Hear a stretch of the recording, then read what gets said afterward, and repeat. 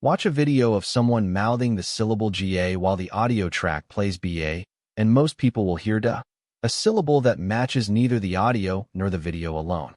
Close your eyes, and you correctly hear BA again.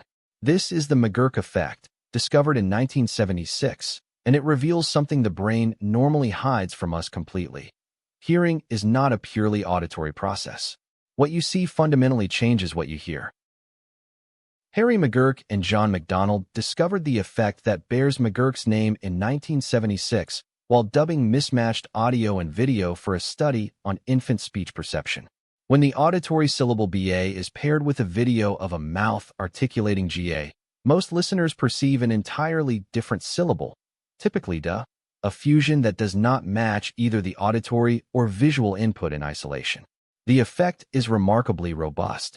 Even people who know exactly how the illusion works and who understand the mismatch intellectually continue to experience the fused illusory percept. The McGurk effect provides powerful evidence that speech perception is not a purely auditory process occurring after visual information has been discarded. Visual information about lip and mouth movements is integrated with auditory information at a genuinely perceptual, largely automatic and unconscious level. This explains why face-to-face conversation is easier to understand than audio alone, particularly in noisy environments. The brain is continuously combining lip-reading information with auditory input to disambiguate speech sounds, a process that becomes especially important as auditory signal quality degrades. Multisensory integration in the brain follows systematic rules. The principle of spatial congruence states that information from different senses is more likely to be integrated when it originates from the same apparent location in space. The principle of temporal congruence states that integration is stronger when signals from different senses occur close together in time.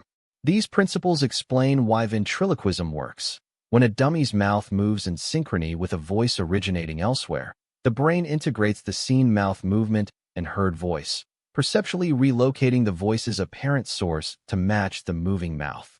Neuroscience research has identified specific brain regions specialized for combining information across sensory modalities. The superior colliculus, a midbrain structure, contains neurons that respond to combined visual and auditory stimulation more strongly than to either modality alone, a phenomenon called multisensory enhancement, and plays a central role in orienting attention and eye movements toward multisensory events. The superior temporal sulcus is a key cortical region for integrating auditory and visual speech information specifically, showing greater activation during McGurk-style audiovisual speech than during unimodal auditory or visual speech alone.